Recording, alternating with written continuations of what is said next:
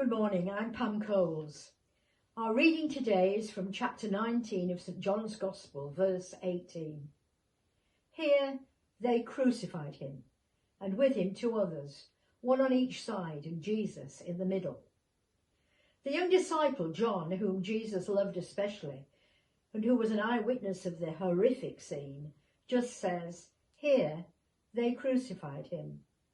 So much of what Jesus endured before the crucifixion is summed up in rather bald statements, a few words.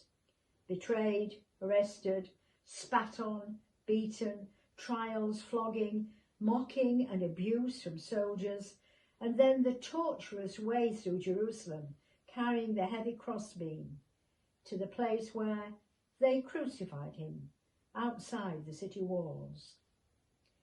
Crucifixion. Cicero says that it was the most cruel and horrifying death in the ancient world.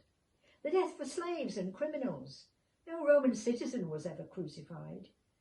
But here they crucified him.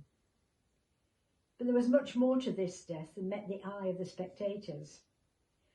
From this death came the flip side, the goodness, the victory, the salvation.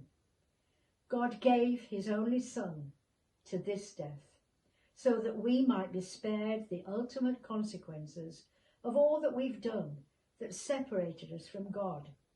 If we believe in him and regret our sins, we can have that sure and certain hope that I spoke about last week. For Jesus conquered death and rose again. In verse 19, Pilate had had a notice prepared and fastened to the cross. Jesus of Nazareth, the King of the Jews, written in Aramaic, Latin and Greek. That put the cat amidst the pigeons in the Jewish hierarchy, but Pilate wouldn't change it. It was there for all to see. It reminds me of words written by George MacLeod of Iona, words that are food for thought for all Christians.